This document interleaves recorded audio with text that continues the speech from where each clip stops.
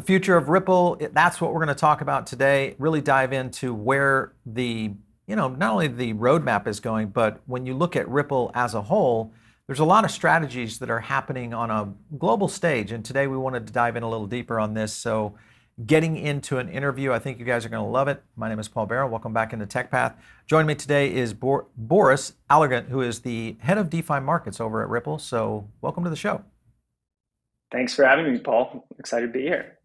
So Boris, we've had a couple of the Ripple team members on our shows in the past, over the past couple of years. Obviously, our first person to really kind of break down what's happening in DeFi, obviously with XRPL and what you guys have been doing over the last 18 months, a lot of things have changed and happened. Can you give us a little bit of an update on XRPL as a whole, kind of where you are and some of the immediate strategies that are starting to roll out?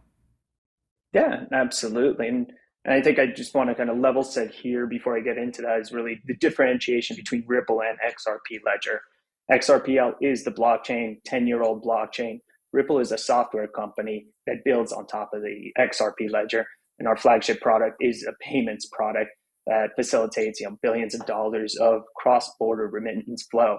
So that's kind of the difference between Ripple and XRPL. But the XRP Ledger is like I said, fully decentralized blockchain.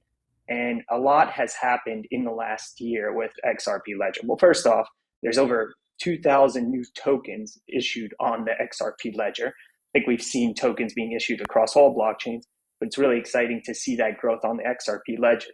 So over 2,000 tokens. There's actually a new NFT functionality or new standard that launched in October. So now there are non-fungible tokens live on XRP Ledger, which has been really exciting and has seen tremendous growth. NFT activity on XRPL rivals that of Solana right now. Not a lot of people know that, but that's why I guess I'm here talking about it. And also, as Ripple, we are a contributor to the ledger, and we do put together certain amendments and other technological upgrades. One of the other ones we're working on is AMM functionality with XLS30. So it's been exciting. Last year has been really awesome, and it's been great to see the ledger continue to work, right? Block for block, it's stable, it's functioning, it's running, and businesses are being built on top of it. Right. This is the thing that we look at, especially when you look at kind of the evolution of what's been happening on many of the main chains out there. You mentioned Solana, there's also others, especially in the layer ones, that have had some pretty amazing, steps forward. ETH, obviously going over to true proof of stake. I want to talk to you a little bit about the consensus algorithm, because that's kind of the uniqueness and the differentiator for XRPL, a software by Ripple. But when you look at the consensus algorithm versus proof of work and proof of stake, what kind of give me the pressure of why that is a better solution versus what some of the other chains are doing? Yeah, what makes XRPL really unique and different is the consensus algorithm, right? It is not proof of stake. It is not proof of work. You are not, as an individual contributor, you are not rewarded for, validating blocks, right? It's a very different kind of philosophy. The XRPL consensus algorithm is a BFT, a Byzantine fault tolerance. It's closer to, I'd call it proof of authority, and what we use, or the community kind of uses internally, they call it proof of association.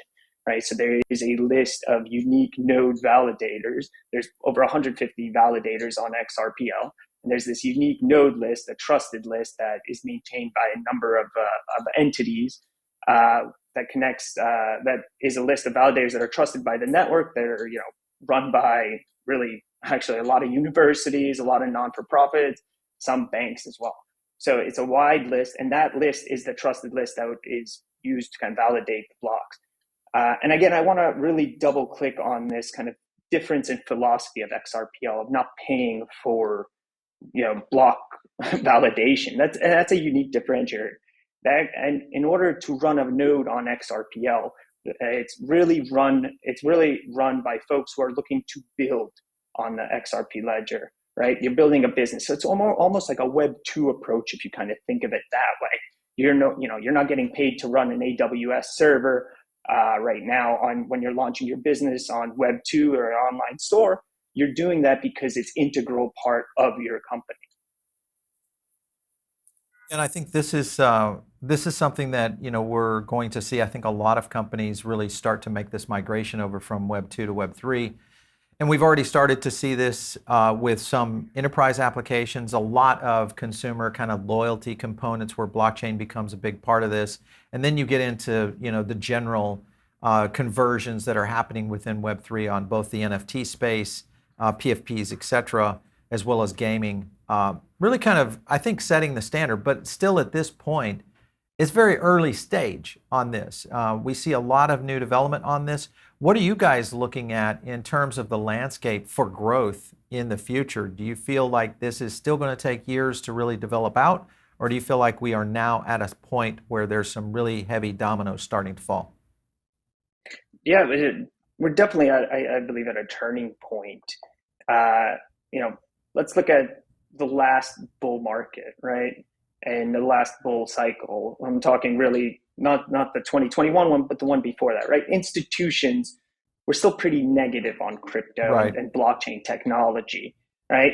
And then what came about it after the crash? You had all this building happening, and then we had DeFi summer that came out of it. And what DeFi summer has proved is, and the application built on top of it, is that you can do trading, you can do borrowing and lending, and there's significant efficiencies and optimizations having those processes run on a blockchain. And through this last bull market and this current, let's say, bear market, from my conversations, we've seen institutions be just as excited about the promise of this technology and what it can do for them, and how it can really unlock a ton of value. So a lot of institutions are looking to make that transition, as you mentioned, from Web 2 to Web 3, but they got to get to Web 2.5 first. Right. And that process is really going to involve seeing how this technology can create really a benefit to their bottom line, how it can cut costs, create efficiencies, build trust where it's difficult to capture that kind of trust. And so, yeah, I'd say we're starting to see those dominoes fall, and I'm really, really excited to see what happens when we come out of this bear market. I think this is a critical time for blockchain in general, just not only in the development side, but also in the early stage adoption, because we've analyzed markets many times over, from tech all the way back to 2000 to where we are today. And you will see certain markers within industries that usually initiate these massive bell curves. Right now, blockchain appears to be brewing in that early stage marker that is right before a bell curve starts to take off, much like mobile, social, and even the internet if you go all the way back to 2000. So I think we're at the right time, and I would agree with your point. Institutional will play a big part of this for adoption, and adoption is going to breed innovation from Web 2 to 3. So I would agree with that. All right, so I want to thank our sponsor today, and that is iTrust Capital.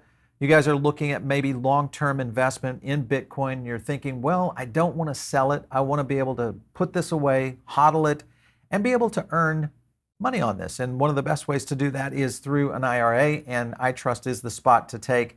A couple of things you can do over on iTrust is you can invest in crypto, you can do your own direction around gold, even silver, all within your IRA. The cool thing, there are no monthly fees. All you do is pay on a per trade basis. It's very easy to get started. And also, one of the biggest things I like about iTrust is the ability to learn about what you can do in these kinds of situations. They do a tremendous job around education, so make sure and check that out.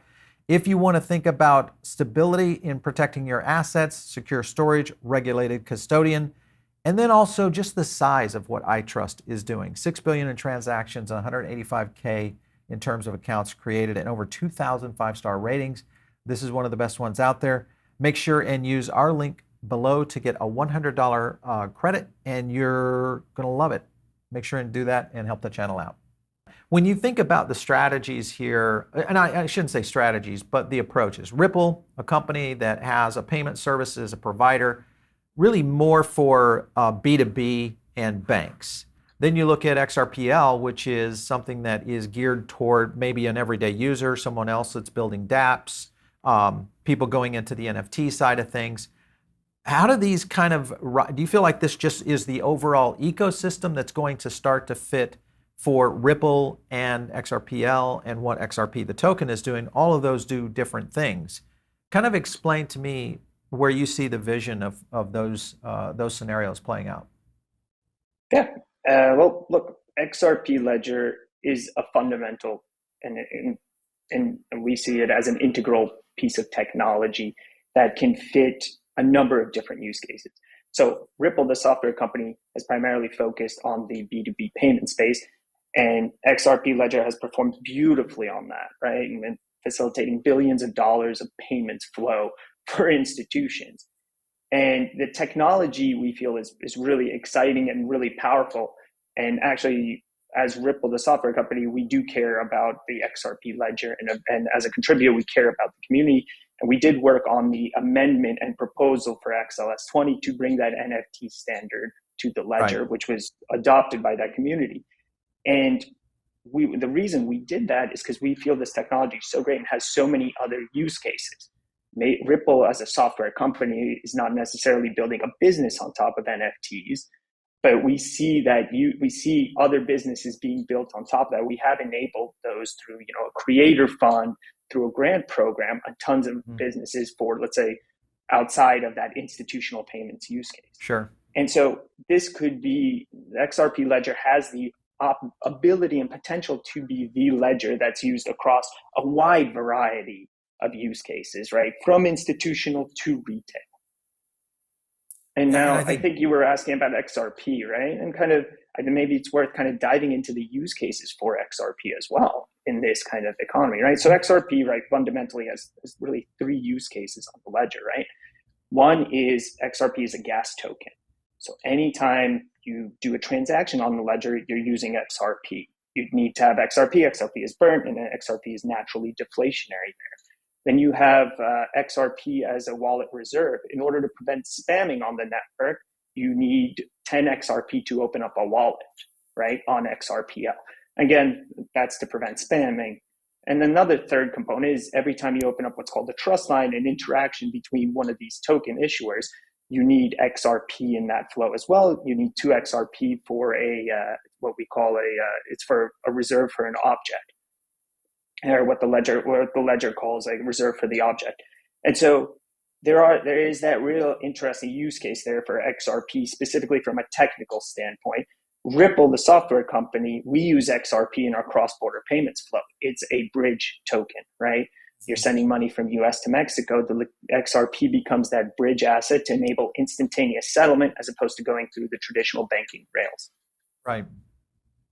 Yeah, and I think that's something that's a good explanation of that. And I think to your point, from what we've seen just in terms of growth and on-demand liquidity growing, all of that within XRPL, again, pulls a demand against XRP, which will obviously, create some demand for that token out there within the market, which we have a lot of people that follow our show based on just XRP as a token owner. And in some cases are using it for, within the NFT platforms. When you look at on-demand liquidity, how fast is this growing? When you think about that, I was just going over to your diagram here on your website. This kind of just shows a little bit about how this works from market makers, exchanges, and OTCs, the liquidity hub, and then how it plays into the rest of the overarching market here. How fast is this growing overall?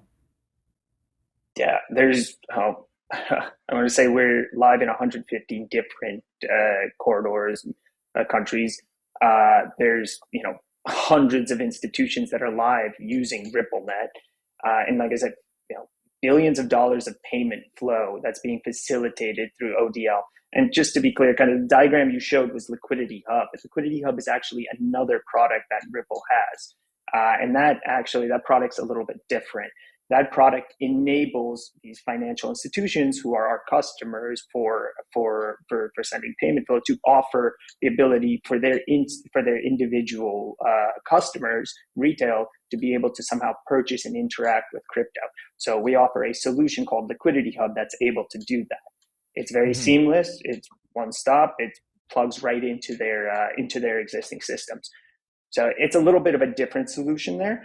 But with ODL, yeah, it is growing tremendously. I mean, you could see XRP Ledger activity. There's a couple of Twitter accounts that have been following, XRPL ODL flows, uh, and we're continuing to grow that. I think this is, when I look at the scenarios that could play out in terms of large transaction growth, things of that nature, NFTs really have been one of the catalysts on many chains.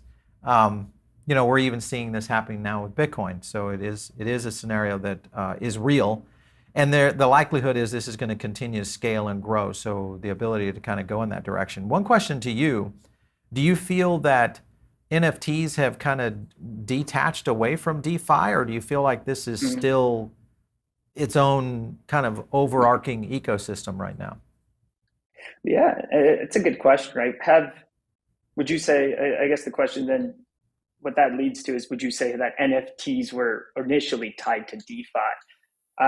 And I would say that I think some NFTs were tied to DeFi, but ultimately the initial NFTs really came from, I think, art, right? It was the art Sure. industry. And that's kind of how that, in my mind, that's how that started. And if anything, I would say they're gravitating more towards DeFi. So again, if you look at NFT and non-fungible token as a technology, specifically, in the gaming space, right, it unlocks a number of opportunities when combined with DeFi to enable and unlock more value. And I think that's how you're seeing it, right? I mean, I think Exactly. Axie Infinity is a perfect example. So if anything, I would say NFTs and DeFi are probably coming closer together, two Hmm. complementary technologies that are creating a lot of synergy. That's a good point too, because I think you're right. There are also some new avenues of how smart contracts and that integration are going to work with NFTs. We're already starting to see that in many cases outside of the traditional low-hanging fruit of where NFTs have gone, which is the PFPs, obviously with the gaming industry, all that kind of stuff.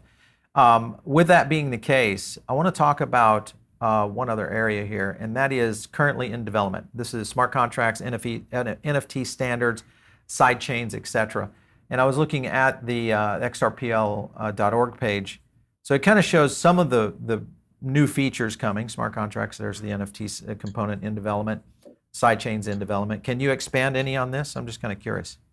Yeah, for sure. Thanks for pulling up that site. That's actually XRPL.org is maintained by the foundation. So this isn't a Ripple site, but actually non-fungible tokens, the NFT standards actually went live October 31st. Right. There's a ton of NFT activity. Like I said, we were speaking to some folks at Collabland. They mentioned that they're seeing as much NFT activity on XRPL as they've seen on Solana. So just to put that into perspective, there's a ton of NFT activity. Now, sidechains is another amendment that Ripple actually is proposing, actually along with another party that's working on it, an external party. And the amendment there is to actually bring almost, let's say, one, to bring an EVM sidechain on there. And that brings smart contract capabilities to XRP Ledger through this sidechain. There's obviously Ethereum has probably one of the largest developer communities, has probably the most amount of applications built. And most of those applications are built in Solidity. With this EVM sidechain, you can create Solidity-based smart contracts, Solidity-based applications, maybe even port over a number of these applications that are in Ethereum to XRPL through the sidechain. So that's really exciting and really interesting. Boris, this is always a topic because I look at adoption. You mentioned it a little bit earlier in terms of this next cycle. There's likelihood of being institutional grade capital coming in. We'll see maybe the next layer of crypto curious from the retail side. But I also think there's going to be a lot of businesses that start to make the leap. And this will be different use cases that just by the inherent nature of blockchain, they'll start to get involved with other aspects of it. But to that point, when you look at Ripple as a company and at what you're trying to do globally, I mean, most of what you're looking at is in terms of almost just won't call a Swift replacement, but an alternative to Swift in terms of moving large cross-borderless payments. How far do you think Ripple can go as maybe enterprise starts to going to that? Because I mean, you're dealing with ACH, a lot of money transfer that's occurring from business to business, in all these different countries and different frameworks, different, currencies and fiat. That's a problem we even have, just being able to move money from one company to another. Why wouldn't Ripple be able to utilize this technology, go in that direction as well? Utilizing the blockchain technology, I think I'm a little Yeah, bit, I for just want to being clarify. able to do instead of just cross-borderless payments, but true peer-to-peer in the aspect of where Ripple is building itself right now, which is the security layer, all those aspects and its strengths of what it brings to cross-borderless payments. Is that something that Ripple would potentially do, for enterprise level? So, I mean, we're doing it on the enterprise level right now, right? Our customers are these financial institutions and payment providers that are using on-demand liquidity, ODL, our payment product, to send those funds around. So Ripple is a Right. B2B software company. Our customers are those enterprises and those institutions. And that's where that flow is coming. These are the entities and the enterprises that have those same frictions you just mentioned, Paul, right? Has Mm-hmm. sending money around using traditional rails. And you're I don't know how much you're doing internationally. It can be a pain in the neck domestically, but internationally, though, that compounds 10x, Oh, right? huge. And the right delay times, just messages get lost, all sorts of issues, right? And how about the costs, right? I think that's the biggest thing. And so with ODL and RippleNet, that is really what we were solving for, right? All of these headaches that enterprises are experiencing when sending cross-border payments. So that has been our bread and butter, to say the least, and that's where we've been really successful. Do you think there's going to be, I mean, today I won't say it's a clunky methodology that's being used on some blockchains out there of being able, I mean, we have developers in countries outside the US, and when we're doing payments to them, sometimes we just default to a cryptocurrency of the day, whether it's Bitcoin or Litecoin or whatever it might be. It's just a vehicle. But in some cases, when you get into large sums, you're doing a lot of transactions, those kind of things, that changes the game a bit. So, do you think there are some solutions that are coming to the market that will make it easier for everyday companies to be able to use blockchain for payment? Yeah, and absolutely. And I think from I would say, well, the big one is stable coins, right? You're Yeah, using Bitcoin, Litecoin, Ethereum, but a lot of times, right, people, developers, for instance, or et cetera, want to get paid in USDC. stable coins. They ultimately, Yeah, and ultimately fiat. And yes, and XRP Ledger is the ledger that has been designed for tokenization. Actually, XRPL had the first stable coins before they were even called stable coins. They were called IOUs back then. The Ledger community ended up coming up with the term IOU because the term stablecoin wasn't around. There was GateHub, Euro and Dollar. Bitstamp actually has two yeah, stablecoins on XRP Ledger. And that technology, right, combined with the low gas fees, virtually nothing, right, to send a transaction, is really powerful. I think we're going to see the advent of stable coins being used more and more because of these incredible solution for a lot of these problems, despite kind of what we're seeing right now on the yeah. regulatory side in the U.S. Yeah. Well, I think that will eventually shake out. This is a technology and also use cases that are just, beaming in terms of opportunity. And if the United States doesn't seize it, we really lose a competitive advantage, on the global scale of how the rest of the world is eventually going to be moving. So this is a problem that, we talk about here on the show. I want to jump back to NFTs for a second. Is there a difference between an XRPL NFT based entity versus a traditional NFT that's riding over on Solana or one that is even over here on Polygon or something of that nature? Yeah. So the way you want to think about XRPL NFTs are actually it's native functionality, and you should think of native functionality as sort of this pre-built configurable smart contract. So devs can mint, burn, trade NFTs without any smart contract experience. So that makes it really easy for Web2 developers to just get in. So you can interact with an NFT. You can do that simply by using JavaScript or Python. And because here's what's cool, because this is encoded at the protocol level, it's reviewed by the community and it's accepted by the validators.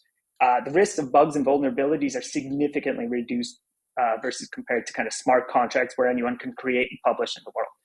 And I think an implication of this kind of it being native is that, there's an implication of royalties, right? You don't have to worry about royalties, respecting these kind of royalty parameters. You don't have to worry about marketplaces, respecting royalty parameters because Right. it's native. It's at the protocol level. As long as the NFT is traded on XRPL, the royalties will always be applied no matter what that user interface is. And I think that's a big innovation. And if we think about really that it's being native and really the fact that it's super accessible to Web 2 developers, I think that unlocks a whole host of opportunities and really helps with that transition from Web 2 to Web 3. Yeah, I was just looking at the XRPL Foundation, their video, and they do some infographics here on how it works, which I think is helpful and definitely an interesting aspect to how, because with NFTs we're starting to see the use case really balloon into a lot of different entities, and I've even had a chance to see a lot of other layer ones that are, there's dApps being built to make this super easy, back to your point, where there's not a lot of programming required, which I think will be the scenario you're talking about, which is getting to that Web 2.5, because there's a lot of enterprises that would probably leap here if they didn't feel like they had to go, spend a bank load on developers and development. I mean, even we are facing that on building our own NFT components. So I'm intrigued with this. With that being the case, and you look at other aspects around the growth of Ripple, and you think about interoperability and XRP Ledger versus because everybody's trying to work with this interoperable stage. Gaming has kind of brought it to the forefront, but I could see this really being more used in traditional business, verticals outside of gaming. This could be used in real estate. This could be used in medical. It could be used in so many different applications where interoperability will be a key factor. How does XRPL play into that? Yeah, I personally believe it's a multi-chain world, right? That is, I think, what the XRPL community believes as well. And there's really 3 bridges currently live that are connecting XRPL to Ethereum, Avalanche, Solana, Right. and a whole host of other chains. So multi-chain, that's got billion plus TVL. You look at Poly Network, that's another bridge. And there's also All Bridge. So those are the 3 kind of decentralized bridges out there that are connecting XRPL today to other chains, and vice versa, connecting other chains to XRPL. And we're seeing value move back and forth between those chains onto XRPL and vice versa. It's interesting. Another interesting kind of play on the interoperability. I don't know if you're familiar with the Flare network. The Flare network is another interoperability solution. Think of it almost as an IBC kind of solution where XRPL is connected to it. They're also connecting it to a whole host of other blockchains. So I'd give a little shout out there for the Flare network. And yes, ultimately, if I'm a business, I don't necessarily, or even an app developer, right? I don't want to be tied to a single chain. I think there's just a lot of issues associated with that. I want my company, my application to be as widely spread and as easily connected to as many people and remove as many frictions as I can. And interoperability achieves that. Yeah, for sure. My last question to you, I think, well, and the fact that you've got such already a good, solution there that's already in place, I can only see this really kind of growing as XRP as a whole, because then it's going to be utilized as kind of the gas aspect of how people are going to interact with it, whether it's NFTs or other aspects around the XRPL, component of this. But if you look at the potential for the XRP token to get relisted here in the future, obviously everyone knows what we're talking about here in relationships to the SEC. If and when that happens, there's going to be a certain demand on, I would think, on development, being able to accelerate it, be able to deal with the ideas and a lot of the new development that might start to occur. Do you think this is going to affect it almost immediately? What are your thoughts on looking forward in terms of the future of the technology and what Ripple is doing as a whole? Yeah, like the XRP, I just want to say is despite everything that has happened and a lot of the news with the lawsuit and delisting on Coinbase, and that's really what you're referring to, Yeah. is still a top three traded asset, right? On a daily basis, trades over $1 billion despite that. It is a top five asset in market cap. So it's one of the largest assets. And Coinbase is obviously a big player in the space, but the development side still continues, and developers continue to build on XRPL. And we've actually seen an uptick in developers through since all of this kind of transpired, right? So people see the technology, it's growing. They understand the value of it. They see they can build incredible businesses on top of it. What attracts a lot of developers, like I said, is the stability of the ledger that's been around for 10 years that has never gone down. You can say gas fees, transaction costs, speed, those are all kind of table stakes. When you're looking to build an actual stable business as a developer, when you're looking to do that, you care about stability. Will this thing go down? Can I have continuity? And that, I think, is a really differentiating factor that's really helped XRPL, stay where it is, and really grow despite everything that's surrounding in the regulatory clouds and things like that. Yeah, I've been surprised actually. We track XRP, the token, in our own crypto power index, which is a sentiment ranking system that looks at, how people talk about it, whether you look at XRP, even if you look at XRPL and what's been happening in the NFT space, which has been a lot of data that we haul in and analyze. And to your point, there's still, XRP, I would still say, is in the top 5 in the overall conversation of crypto as a whole, or blockchain in general. So it definitely has not gone away from the forefront. I just think once we see all this regulatory scenario, subside, that we're going to see some pretty amazing things happening with not only the development of XRP, but just the token itself. So it's going to be fun to watch. Boris, it has been great chatting with you today. Thank you so much for stopping in. We appreciate it. Paul, thanks for having me. It's been a real pleasure. You Thank you. bet. All right. So you guys are tuned in maybe over on our podcast side of things right now. Make sure and jump over here to the YouTube channel. You'll get a chance to catch these kind of interviews, a lot of when we do breakdowns on charts and analysis on different Web3 projects, a lot of our NFT coverage that we do here on Metaverse Insider. And best of all, you can also join in to our Diamond Circle. That's the place you really want to be, because that's our insider group. Just visit our Substack. It's PBN3, the number 3, .substack, and you'll be able to join the Diamond Circle. We do a lot of analysis, provide you guys with a custom podcast that's only available over there. Make sure and get in on that. Of course, if you want to reach me, it is out there on Twitter, @Paul Barron. We'll catch you next time right here on TechPath.